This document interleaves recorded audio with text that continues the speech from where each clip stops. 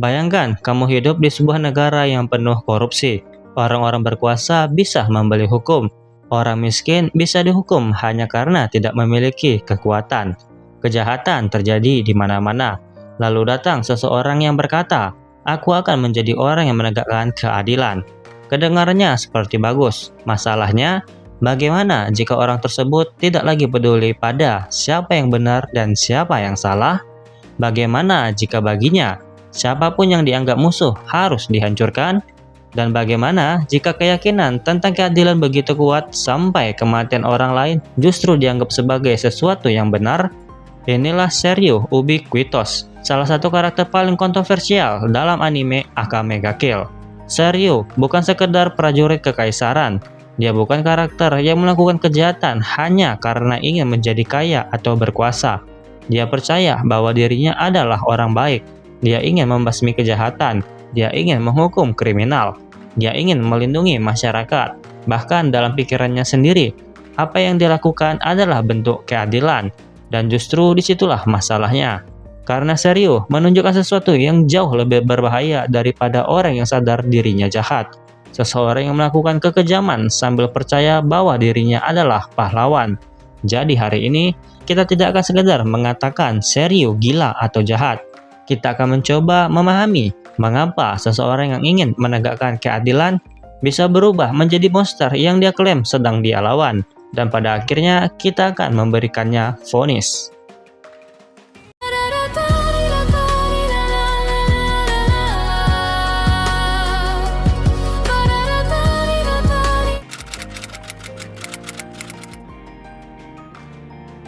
Seryu pertama kali diperkenalkan sebagai anggota pasukan kekaisaran.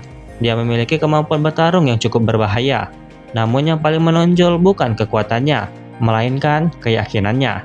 Seryu sangat percaya pada keadilan. Baginya, dunia memiliki pembagian yang sangat sederhana. Ada orang baik dan ada orang jahat. Orang baik harus dilindungi, orang jahat harus dihancurkan.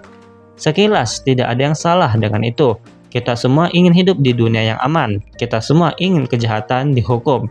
Kita semua ingin orang yang tidak bersalah mendapatkan perlindungan. Tetapi dunia tidak sesederhana itu, dan Akame ga Kill sengaja menunjukkan dunia yang penuh wilayah abu-abu. Kekaisaran sendiri adalah pemerintah yang korup. Orang-orang di dalamnya melakukan berbagai kejahatan. Sementara Nekret, kelompok yang dianggap sebagai teroris oleh kekaisaran, justru berusaha melawan sistem tersebut. Seryu tidak melihat kerumitan itu. Dia melihat simbol, melihat seragam, melihat perintah. Dan selama seseorang yang berada di pihak yang dianggap benar, maka orang tersebut adalah baik. Sedangkan siapapun yang berada di pihak lawan adalah jahat. Disinilah cara berpikir Seryu mulai runtuh.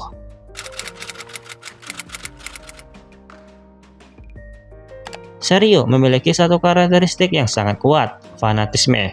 Dia tidak sekedar percaya pada keadilan, dia percaya bahwa dirinya memahami keadilan. Dan ketika seseorang sudah merasa bahwa keyakinannya adalah kebenaran mutlak, kritik mulai dianggap sebagai ancaman. Seryu tidak bertanya, apakah tindakanku benar? Dia lebih sering bertanya, bagaimana cara menghancurkan orang jahat? Perbedaannya terlihat kecil, tetapi sebenarnya sangat besar. Orang yang mencari keadilan harus bersedia mempertanyakan dirinya sendiri. Penilaian kita bisa salah, informasi kita bisa salah. Bahkan orang yang kita anggap sebagai musuh bisa saja memiliki alasan yang belum kita pahami. Seryu tidak memberikan ruang untuk itu. Bagi Seryu, keraguan adalah kelemahan. Dan ketika seseorang menganggap keraguan sebagai kelemahan, fanatisme bisa tumbuh dengan cepat.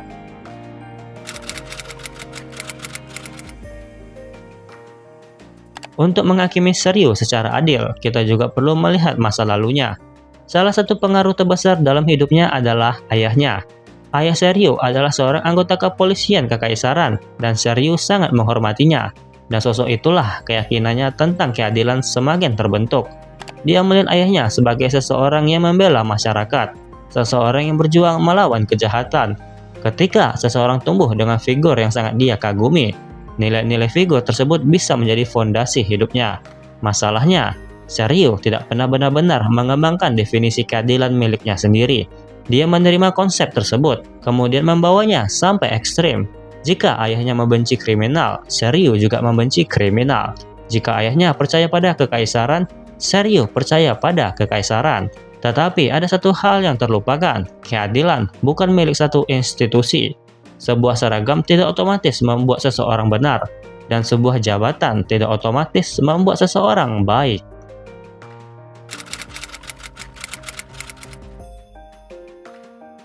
Inilah salah satu kesalahan terbesar Seryu. Dia tidak bisa memisahkan kekaisaran dari keadilan. Padahal keduanya adalah dua hal yang berbeda. Kekaisaran adalah sebuah sistem pemerintahan. Keadilan adalah prinsip moral. Sebab pemerintahan bisa membuat hukum, tetapi hukum belum tentu adil. Dan inilah inti konflik Akame ga Kill. Night Red dianggap kriminal oleh kekaisaran, tetapi mereka melawan korupsi. Jadi pertanyaannya, apakah seseorang otomatis jahat karena melanggar hukum? Jawabannya tentu tidak. Orang bisa melanggar hukum karena ingin melakukan kejahatan, tetapi orang juga bisa melanggar hukum karena hukum itu sendiri tidak adil. Seryu tidak mampu melihat perbedaan tersebut. Baginya, mereka adalah musuh kekaisaran, maka mereka adalah jahat. Dan ketika logika itu menjadi dasar pengambilan keputusan, kita bisa membenarkan hampir apapun.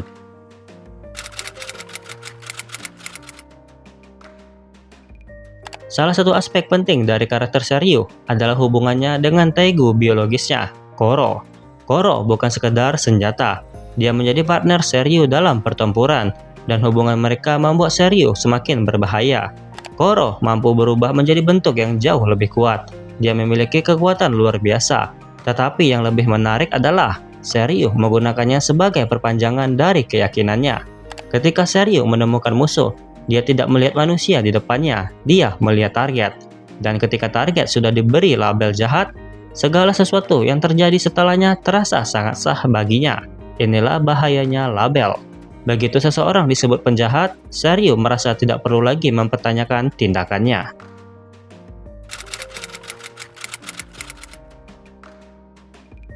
Salah satu momen penting yang mengubah Seryu adalah ketika dia berhadapan dengan anggota Night Red. Dalam pertempuran tersebut, dia mengalami kehilangan besar, dan sejak saat itu, kebenciannya terhadap Night Red semakin dalam. Sebenarnya, reaksi emosional seperti itu sangat manusiawi.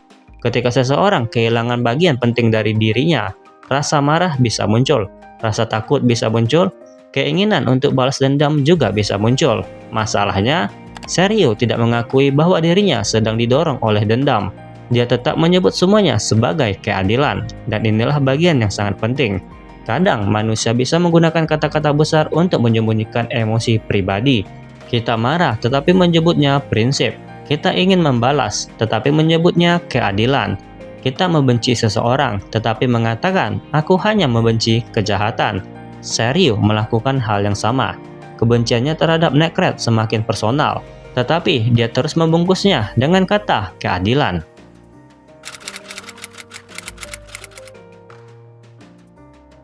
Salah satu konflik paling penting dalam perjalanan Seryu adalah pertemuannya dengan Sele. Sele adalah anggota Night Red, dan dalam pertempuran mereka, Seryu berhasil mengalahkannya bersama Koro. Namun bagi penonton, situasinya jauh lebih kompleks. Sele bukan sekedar penjahat, dia adalah seseorang yang memiliki masa lalu. Dia memiliki hubungan dengan anggota Night Red. Dia memiliki alasan mengapa dia bergabung dengan kelompok tersebut. Tetapi Seryu tidak melihat semua itu. Dia hanya melihat anggota Night Red, musuh, target, dan ketika target sudah dikategorikan sebagai jahat, maka kematiannya menjadi sesuatu yang dianggap pantas. Inilah salah satu sisi paling gelap dari Seryu. Dia tidak perlu membenci seseorang secara pribadi untuk membunuhnya. Cukup dengan memberikan label tanda jahat.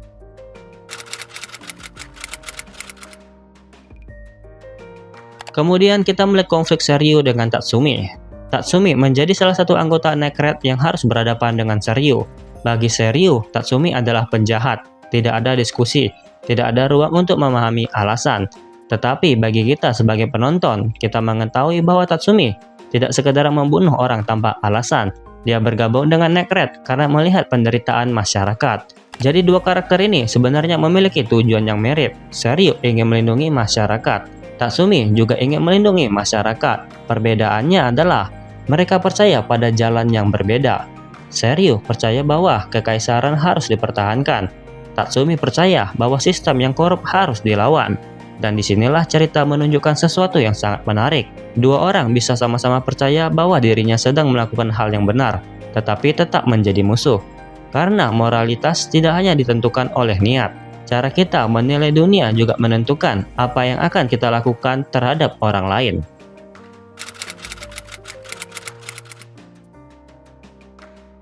Sekarang kita sampai pada pertanyaan yang sulit. Apakah Seryu benar-benar jahat? Kalau kita melihat tindakannya, iya. Dia melakukan tindakan kejam, dia membunuh, dia menyiksa secara psikologis, dia mengejar anggota Nekret dengan fanatisme, dan dia memiliki keyakinan ekstrim tentang keadilan. Tetapi, apakah dia menikmati kejahatan hanya demi kejahatan? Tidak sesederhana itu. Seryu percaya dirinya melakukan hal yang benar, dan justru itu yang membuatnya berbahaya. Karena orang yang tahu dirinya jahat, setidaknya memiliki kemungkinan untuk berhenti. Tetapi orang yang yakin dirinya adalah pahlawan bisa melakukan hal mengerikan tanpa merasa bersalah. Seryu tidak berkata, "Aku akan menjadi monster." Dia berkata dalam pikirannya, "Aku akan menghancurkan monster." Dan tanpa sadar, dia mulai menjadi sesuatu yang mirip dengan apa yang dia benci.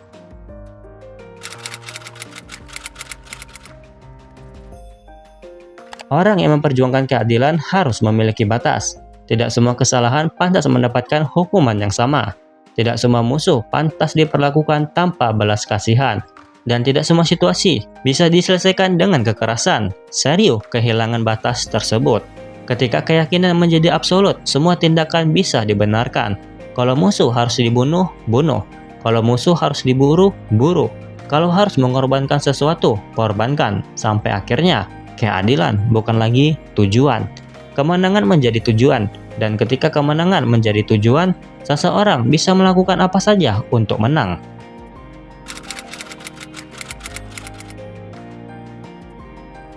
Ada sebuah ironi besar dalam karakter Seryu. Dia ingin menghancurkan kejahatan, tetapi dia bekerja untuk sebuah sistem yang penuh korupsi.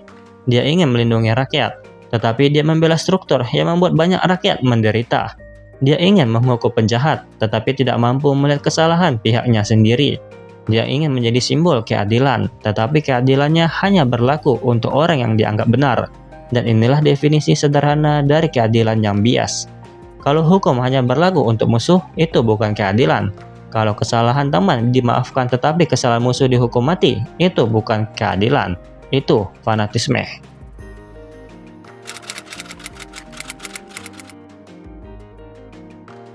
Semakin jauh Seryu berjalan, semakin banyak bagian dari kemanusiaannya yang dia korbankan demi keyakinannya. Dia mulai melihat dunia secara hitam putih. Orang baik, orang jahat, teman, musuh. Tidak ada abu-abu. Padahal kehidupan manusia penuh abu-abu. Seseorang bisa melakukan kesalahan dan tetap memiliki sisi baik. Seseorang bisa berada di pihak yang salah, tetapi memiliki alasan yang bisa dipahami. Dan seseorang yang kita anggap sebagai musuh bisa saja sebenarnya memiliki tujuan yang sama dengan kita. Seryu tidak memberikan ruang untuk semua itu. Dan ketika seseorang berhenti melihat manusia sebagai individu, mereka menjadi jauh lebih mudah untuk dibenci.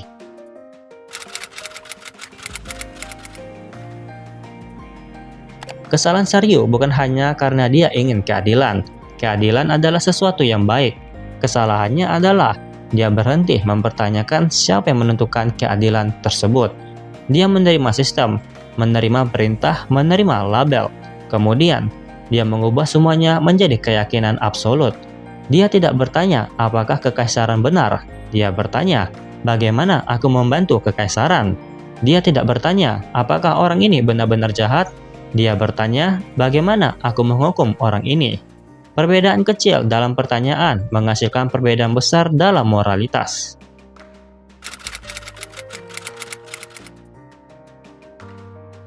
Sekarang kita berikan penghakiman. Apakah Seryu bisa melindungi masyarakat? Iya. Apakah dia memiliki keyakinan terhadap keadilan? Iya. Apakah dia menyayangi orang-orang yang dianggap sebagai rekan? Iya. Apakah masa lalunya mempengaruhi cara berpikirnya? Iya. Tetapi, apakah dia mampu melihat kesalahan pihaknya sendiri? Tidak. Apakah dia membedakan keadilan dari balas dendam? Tidak. Apakah dia memperlakukan semua manusia secara adil? Tidak. Apakah dia melakukan tindakan kejam terhadap orang yang dianggap musuh? Iya. Apakah dia menggunakan konsep keadilan untuk membenarkan tindakan ekstrim? Iya. Maka vonisnya adalah bersalah.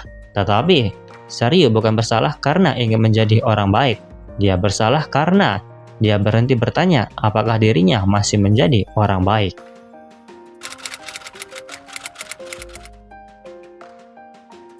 Seryu Ubiquitos adalah karakter yang menarik karena dia menunjukkan sisi paling berbahaya dari sebuah konsep yang sebenarnya baik, keadilan. Keadilan bisa menjadi sesuatu yang indah. Keadilan bisa melindungi orang yang lemah. Keadilan bisa menghukum orang yang melakukan kejahatan. Keadilan bisa menciptakan masyarakat yang lebih aman. Tetapi, keadilan tanpa introspeksi bisa berubah menjadi kekejaman. Seryu tidak memulai perjalanannya sebagai monster. Dia ingin menjadi seseorang yang melindungi orang lain. Dia ingin meneruskan nilai yang diajarkan kepadanya. Dia ingin menghukum kejahatan, tetapi perlahan dia kehilangan kemampuan untuk melihat perbedaan antara keadilan dan kebencian. Dan mungkin itulah tragedi terbesar Seryu. Dia begitu takut terhadap kejahatan, sampai pada akhirnya tidak sadar bahwa dirinya sendiri mulai melakukan hal-hal yang kejam.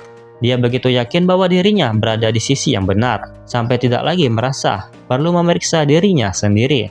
Dan ketika seseorang berhenti bertanya, bagaimana jika aku salah?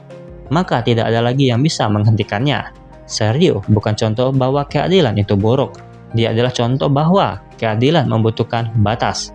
Kita membutuhkan hukum, tetapi hukum harus bisa dipertanyakan. Kita membutuhkan aparat, tetapi aparat tetap harus diawasi. Kita membutuhkan hukuman, tetapi hukuman harus memiliki proporsi. Dan yang paling penting, kita membutuhkan kemampuan untuk mengatakan, mungkin aku salah.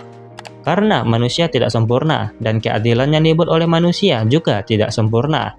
Seryu gagal memahami hal tersebut. Dia ingin dunia tanpa kejahatan, tetapi dia tidak menyadari bahwa dunia tidak bisa dibagi menjadi dua warna. Tidak semua orang yang melawan hukum adalah penjahat. Tidak semua orang yang memakai seragam adalah orang baik. Tidak semua perintah benar, dan tidak semua orang yang menyebut dirinya sebagai pembela keadilan benar-benar adil. Seryu akhirnya menjadi ironi dari keyakinannya sendiri. Dia ingin memburu monster, tetapi dalam prosesnya, dia menjadi monster yang tidak lagi mampu melihat dirinya sendiri sebagai monster. Jadi, kalau kita harus memberikan satu kalimat terakhir untuk menghakimi Seryu, kamu ingin menjadi pedang keadilan, tetapi lupa bahwa pedang yang tidak pernah mengenal batas akhirnya akan menebas siapa saja. Vonis akhirnya bersalah, bukan karena dia ingin melindungi orang lain, bukan karena dia percaya pada keadilan, bukan karena dia membenci kejahatan, tetapi karena dia menganggap keyakinannya sendiri sebagai kebenaran mutlak, lalu menggunakan keyakinan itu untuk membenarkan kekejaman terhadap orang lain. Dan mungkin itulah pelajaran terbesar dari Seryu Ubiquitos. Jangan hanya bertanya siapa yang jahat, tanyakan juga, apakah ada cara yang kita gunakan untuk melawan kejahatan justru membuat kita menjadi sesuatu yang kita benci?